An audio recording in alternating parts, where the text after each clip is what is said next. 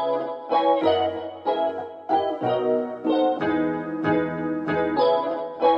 Polines Muda, kenalin aku Rani dari Kementerian Luar Negeri BEM KBM Polines 2020-2021 Kabinet Jaya Karya.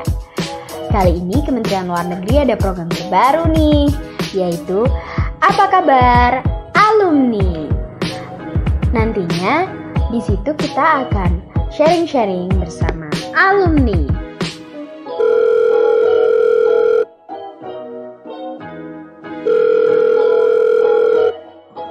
Oke, langsung aja. Apa kabar alumni di episode pertama bersama Mas Katam Uji Ahmadi. Langsung aja yuk kenalan. Ya, terima kasih atas waktunya. Assalamualaikum warahmatullahi wabarakatuh. Waalaikumsalam warahmatullahi wabarakatuh. Ya, ini baru episode pertama ya. Jadi sama-sama ini pembahasannya sama yang diajak ngobrol ini juga sama-sama groginya ini. Iya nih Mas. Perkenalkan deh ya. Nama saya Hatam Uji Ahmadi. Saya aslinya Wonogiri, tinggalnya di Kabupaten Wonogiri. Kemudian dulu waktu di Polines saya di jurusan Teknik Mesin di angkatan tahun 2013 dengan prodi Teknik Mesin D3. Lulus di tahun 2016. Saat ini saya bekerja di PT Kalimantan Prima Persada, tepatnya itu di Kalimantan Utara untuk saat ini, dan saat ini saya kerjanya sebagai instruktur operator kayak gitu. Terus dulu Mas Katam ketika semasa kuliah kegiatannya ngapain aja sih Mas? Sibuk ngapain aja gitu? Ya, jadi kalau masa kuliah dulu itu ke bawah ya, jadi waktu dari SMA itu kan udah biasa ikut organisasi tuh, jadi nggak cuma di kuliah aja, ikut kelasnya aja, tapi juga ada yang di luar itu, yaitu ikut organisasi, dan itu juga ke bawah sampai kuliah. Nah, untuk organisasinya waktu itu memang ini sih, kalau saya punya prinsip itu cari kegiatan itu yang benar-benar bermanfaat, jadi banyak waktu luang yang ada di luar jam kuliah itu bisa dimanfaatkan sebagai kegiatan-kegiatan yang lain gitu. Jadi itu organisasi itu sebagai apa ya, tambahan atau sebagai kegiatan yang lain selain kita kuliah di dalam kelas. Itu sih. Dulu mungkin semasa kuliah ataupun sekolah, organisasi apa sih Mas yang pernah Mas Katam ikutin? Mungkin bisa dijelaskan sedikit gitu Mas? Ya, waktu kuliah ya, jadi di semester awal itu saya ikutnya di himpunan mahasiswa mesin. Nah, waktu itu saya magang di tahun 2013 awal. Itu saya ikut mulai magang di HMM di bidang penawaran waktu itu. Nah, kemudian setelah selesai pemagangan saya malah dialihkan buat buat jadi bendahara atau di himpunan itu. Jadi di tahun 2014 saya megang HMM di bagian bendahara. Kemudian yang lainnya saya ikut Jazirah waktu itu di bidang departemen Litbang, tapi subdepartemennya di bagian mentoring waktu itu. Jadi di 2014-2015 saya ikut di dua organisasi itu ya, himpunan mahasiswa mesin sama di Jazirah. Di terakhir karir itu aku naik di Baprisma. Jadi yang terakhir itu kan saya masuk Poktim tuh di periode 2015-2016 itu masuk di BEM. Sempat kalau itu ya ada cerita sendiri sih, awal mulanya jadi kok bisa sampai ke BEM itu gimana, itu ada ceritanya sendiri sih. Jadi memang waktu itu kan sempat kita ada pencalonan tuh. Nah, dapat pencalonan yang awal mula peminangnya itu dari Prismanya, calon Prismanya sendiri itu teman saya. Waktu itu teman saya atas nama Mas Bahrul ya. Ormas baru itu yang ya istilahnya mengajak saya untuk menjadi wakilnya, calon wakilnya. Iya, betul itu. Ketika Mas Katam dulu magang, mungkin ada kesusahan atau hal-hal yang sulit atau dirasa dari diri Mas Katam ini, kok aku kurang bisa ya, atau mungkin gimana gitu, ada nggak Mas? Dulu mungkin terlalu expert ya. Enggak deh. Enggak. Jadi dulu itu waktu magang mungkin yang paling susah itu buat ininya sih, bagi waktunya ya. Jadi buat bagi waktu awal masuk kuliah gitu kan, tiba-tiba ada organisasi ya gitu. Nah itu bagi waktunya di situ tuh. Artinya nyesuaiin tuh ketika kita ada bimbingan maksudnya bimbingan sama senior ya, sama kakak tingkat kala pemagangan saat itu dibagi dengan waktu kita kuliah ya gitu kan. Jadi itu memang benar-benar harus disesuaikan sih untuk waktunya. Kemudian selain itu juga nanti keputusan saya sih buat di tahun selanjutnya itu kan mesti setelah selesai pemagangan bakal ada kayak peminatan lagi tuh. Jadi nggak selesai sampai situ dengan proses kaderisasinya. Setelah itu tuh baru kita akan diminta untuk menentukan tuh nanti mau lanjut tetap sesuai dengan bidang yang dimagangin atau pindah keluar bidang. Itu juga bakal ada prosesnya nanti setelah itu. Gitu ya Mas. Mungkin untuk pertanyaan selanjutnya, menurut Mas Katam nih, organisasi apa sih yang bisa bermanfaat ketika kita terjun ke masyarakat dan di lingkungan kerja? Mungkin bisa dijelaskan sedikit Mas? Ya, pada prinsipnya, jadi setiap organisasi ini itu akan membawa kita ke arah pendidikan dan juga pengembangan dari masing-masing pribadi yang ada di dalam organisasi itu. Artinya, bagaimana kondisi organisasi itu bakal ada manfaat dimanapun kita berada nantinya.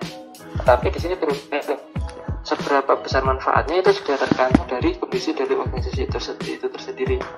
Contohnya gini, ada suatu organisasi yang bisa dikatakan, ini organisasinya memang sangat berkembang nih, karena isi orang-orangnya atau orang-orang yang ada di dalam organisasi itu memang orang-orang yang kompetennya tinggi. Tetapi ada juga di sisi lain organisasi yang sedang terpuruk tuh.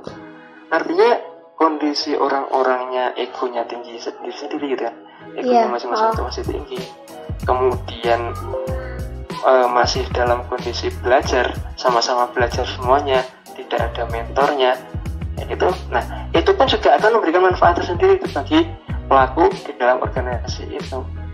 Jadi pada dasarnya semua itu bakal memberikan manfaat sendiri-sendiri, akan ada sesuai dengan kondisi yang mereka alami. Jadi ketika sudah pada organisasi yang memang sudah settle, sudah terbentuk sistemnya, sudah terbentuk budaya yang ada di dalam organisasi itu lebih mudah untuk mengembangkan lagi. Kalau kamu masuk organisasi yang seperti itu modelnya, pemikiran-pemikiran baru bakal lebih mudah terbentuk di situ.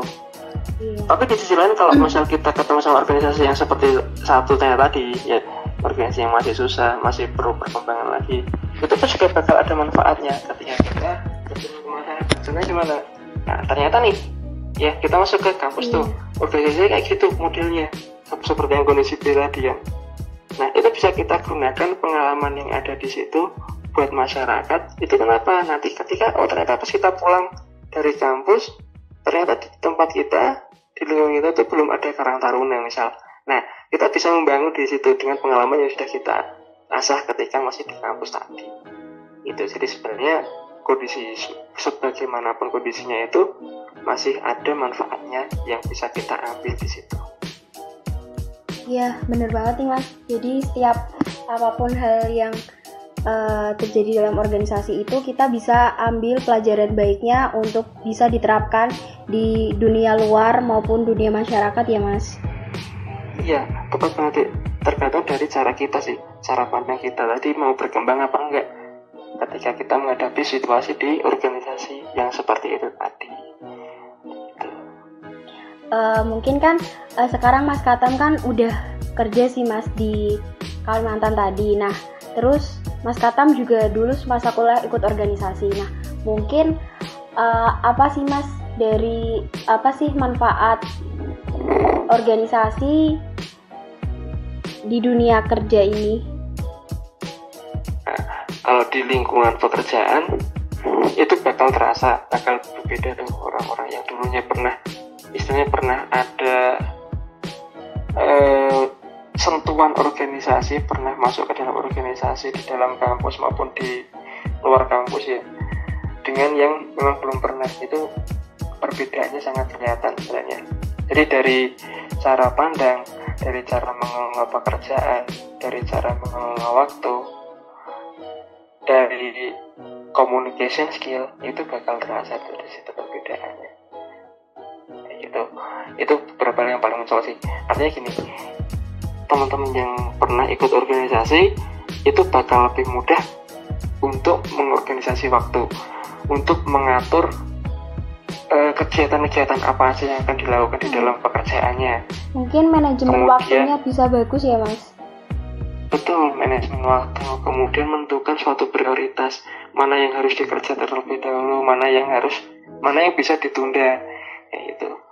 Selain itu komunikasi ya, tadi komunikasi saya bilang ya, komunikasi juga sangat mempengaruhi di situ. Jadi bagaimana cara kita memposisikan diri sebagai kamu di dalam pekerjaan itu sebagai apa? Apakah di situ kamu sebagai atasan, atau sebagai bawahan, atau sebagai tengah-tengah? Ya, kan posisinya seperti itu. Jadi memang ada yang penghubung tuh antara atasan dengan subordinat atau dengan bawahan tadi, atau memang kamu punya bawahan atau subordinat tadi. Jadi cara kamu menyampaikan informasi, kemudian cara kita mengelola informasi itu akan sangat dipengaruhi di situ, dan itu pun juga dapat kita latih selama ikut organisasi di dalam kampus. Itu sih. Oh iya, lupa satu lagi, ada yang namanya relasi ini sangat penting ya, sangat penting, atau sangat bisa dikatakan bisa menjadi salah satu nilai tambah di dalam organisasi, karena memang kita nggak cuma terkungkung dalam satu komunitas saja gitu kan, tapi nanti bakal dari organisasi itu kan akan terhubung tuh satu organisasi ke organisasi yang lain. Nah di situ akan menambah koneksi kita, kayak gitu sih deh. Oke, berarti manfaat yang dirasakan sewaktu kerja tuh nantinya kita tuh bakal memiliki cara pandang yang beda dengan orang lain, terus manajemen waktu dan cara komunikasi kita juga bisa lebih baik daripada orang yang nggak ngikutin organisasi gitu ya Mas? Iya, kurang lebih seperti itu. Mungkin kan kita juga punya hard skill sama soft skill nih Mas. Mungkin soft skill apa sih yang paling penting untuk dimiliki kita saat di dunia kerja? Menurut Mas Katam tuh apa? Kayak gitu. Soft skill ya. Soft skill yang paling penting di dunia kerja. Ya, tadi sebenarnya soft skill ini pun juga sudah termasuk dari manfaat yang bisa diambil dari sini. Jadi dari komunikasi skill, kemudian dari leadership kita, nah itu pun juga termasuk dari salah satu manfaat dari organisasi tadi yang bisa kita masukkan dalam dunia kerja. Leadership ini gimana sih maksudnya? Jadi kalau misalnya kita lulus ya, kita bicaranya ketika kita dari kuliah ya. Nah, itu kan tetap kalian akan menjadi bagian minimal itu di level middle up, artinya di dalam manajerial atau di dalam suatu organisasi pekerjaan itu kalian akan mempunyai bawahan dan juga akan mempunyai atasan di situ, artinya middle up tadi. Nah di situ sisi leadershipnya akan sangat terasa, sangat berguna atau tidak itu ketika kalian pernah mengikuti organisasi. Kenapa kok selalu dikatakan seperti itu? Ya karena ketika kita mengikuti organisasi kan kita bakal tahu tuh, bakal pernah mengalami bagaimana rasanya kita memimpin orang, rasanya kita memimpin teman-teman yang notabene mereka juga punya kepentingan masing-masing gitu kan. Apalagi untuk memimpin teman-teman yang beda latar belakang, beda budaya, dan kita harus kayak memimpin mereka untuk sama-sama mencapai tujuan yang sama kayak gitu. Pastinya kan juga susah ya Mas. Iya, betul. Tapi di sini ada bedanya sendiri. Jadi nggak semua yang kita dapatkan di dalam organisasi kampus itu bisa kita terapkan semuanya di dalam dunia kerja. Karena gini nih, kalau misal di dunia kampus kita itu ikut organisasi kan bener-bener itu istilahnya dorongan hati ya, keikhlasan, sukarela, nggak dibayarin gitu. Kita cari uang sendiri di dalam kampus juga ya bisa dibilang susah juga. Untuk misal nih kita mau ada acara itu yang kita harus bikin danusan dulu, kita harus galang dana dulu kan. Nah, bener banget. Bedanya kalau di perusahaan, kalau di dunia kerja yang misalnya di sini itu lebih terasa bahwasanya kita itu sama-sama butuh uang, butuh duit di sini buat makan, ibaratnya gitu. Jadi ada tujuan yang lebih penting daripada sekedar dorongan hati tadi untuk mengikuti organisasi, yaitu apa? Mereka sama-sama butuh uang, butuh rezeki yang memang itu memang tuntutan buat anak-anak dan istri mereka di rumah kan gitu bilangnya ya. Iya. Itu yang akan menjadikan istilahnya tantangan selanjutnya tuh ketika masuk di dunia kerja. Tapi ya tadi itu dengan bekal yang pernah kita lakukan di dalam kampus, seenggaknya kita pernah melakukan ini dengan latar belakang misalnya dengan tujuannya sama dulu tuh, dorongan hati tadi kan. Iya. Dorongan hati itu lebih mudah tuh daripada ketika masuk ke dunia kerja. Belum lagi kalau pas ternyata ketemu orang-orang yang dari suku yang berbeda, bahasa yang berbeda, logat yang berbeda gitu ya, budaya yang berbeda, apalagi kan gitu. Cara kita menyampaikan perintah, cara kita mengkomunikasikan suatu masalah itu juga akan sangat berpengaruh di situ. Kadang-kadang yang mereka butuhkan, misalnya ada pekerja gitu ya, ada pekerja kita yang mereka butuhkan cuma uangnya aja. Ketika sudah dibayarkan gitu ya, dia udah nggak mau kerja lagi, padahal jam kerjanya masih belum selesai gitu. Itu contohnya ada yang seperti itu juga sih. Gitu deh. Mungkin untuk pertanyaan selanjutnya ya Mas, dulu Mas Katam setelah lulus dari Polines ini, mungkin untuk langkah mendapatkan kerja tuh seperti apa, dan mungkin bisa cerita tentang proses kerjanya gimana, tentang seleksinya, tes wawancara, atau mungkin hal yang lain Mas. Intinya tentang proses gitu loh Mas, proses tesnya gimana, carinya gimana. Mungkin kan banyak di sini yang fresh graduate yang belum tahu untuk langkah ke depannya tuh mereka harus gimana gitu Mas. Ini ada beberapa hal yang saya dapatkan ketika sudah keluar dari kampus, artinya di dunia kerja saya dapatkan pandangan ini. Artinya teman-teman yang masih di kampus itu nanti ketika kalian sudah mau lulus itu rencana mau kerja di mana, mau kerja jadi apa, itu harusnya sudah kalian susun sejak kalian masih mahasiswa. Jadi nggak ketika serta-merta besok saya wisuda saya sekarang baru menyusun rencana itu, jangan kayak gitu.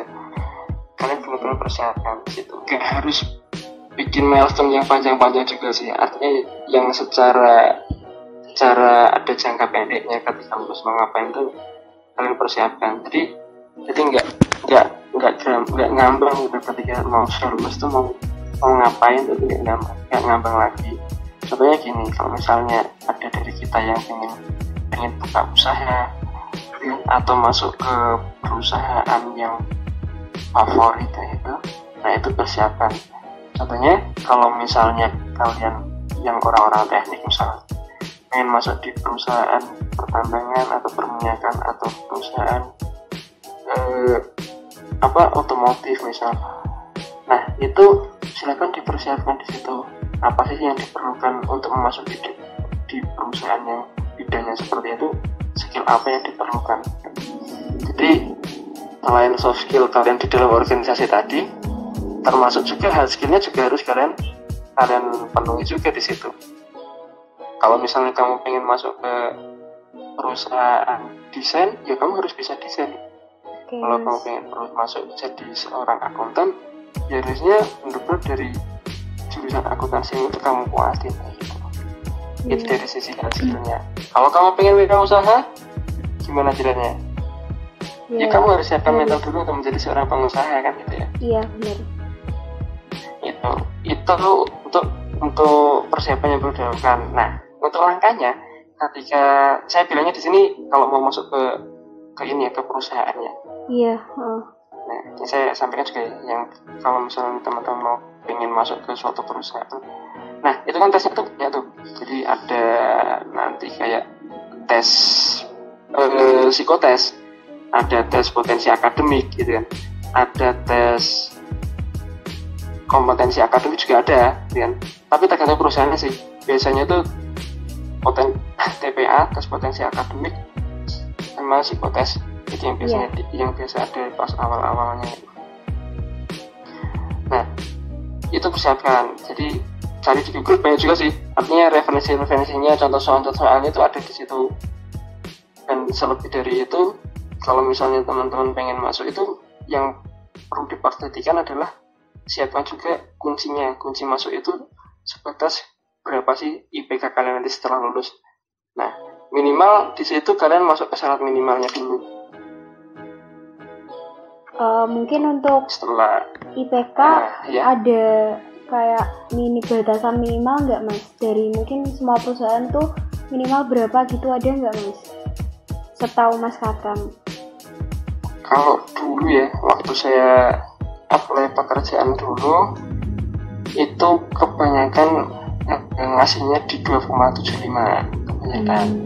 Tapi lebih amannya buat biar bisa bersaing dengan lulusan-lulusan dari universitas lain lebih ternama lagi, ya universitas lain yang lebih ternama itu lebih baik. Kalau menurutku di atas 3,25 itu lebih aman sih. Oke Mas. Nggak perlu mulu-mulu sampai 4 ya. Buat masuk itu nggak perlu mulu sampai 4. IPK 4 itu nggak, menurutku nggak perlu sampai segitu. Tapi kalau misal kalian mampu pun juga nggak masalah. Mungkin buat yang terakhir nih Mas, tips buat mahasiswa yang fresh graduate sama adik-adik mahasiswa yang kuliah tuh harus ngapain sih Mas kayak gitu? Ya, yang udah fresh graduate ya. Iya. Sudah fresh graduate, pastikan kalian siap studi dan benar-benar siap untuk memasuki ke dunia yang lebih nyata daripada dunia kampus, yaitu dunia pekerjaan. Apapun kondisinya buat adik-adikku, ketika nanti kalian sudah masuk dunia pekerjaan apapun lakukan dengan semaksimal mungkin ya. Jadi semaksimal mungkin, sepenuh hati dan juga ikhlas apapun pekerjaan yang kalian dapatkan nantinya. Baik itu sesuai dengan passionmu, baik itu sesuai dengan cita-citamu ataupun nggak sesuai sama sekali, asalkan itu menjadi bagian dari rezekimu, maka itu wajib kalian syukuri dan lakukan dengan sepenuh hati. Itu buat teman-teman yang sudah mau fresh graduate. Nah, buat yang masih kuliah, manfaatkan ilmu yang kalian dapatkan selama kuliah dan juga cari sebanyak-banyaknya ilmu. Jangan sampai kalian kuliah cuma menjadi mahasiswa yang biasa-biasa aja, tapi juga maksimalkan waktu kalian, karena orang tua di rumah itu membiayai kalian juga nggak ringan. Itu aja sih. Oke Mas, buat yang terakhir nih Mas, kesan-pesan Mas Katam untuk Polines itu apa Mas? Mungkin ada hal-hal yang ingin Mas Katam sampaikan untuk Polines ke depannya, biar seperti apa gitu? Polines ya, kampusku satu-satunya untuk saat ini ya.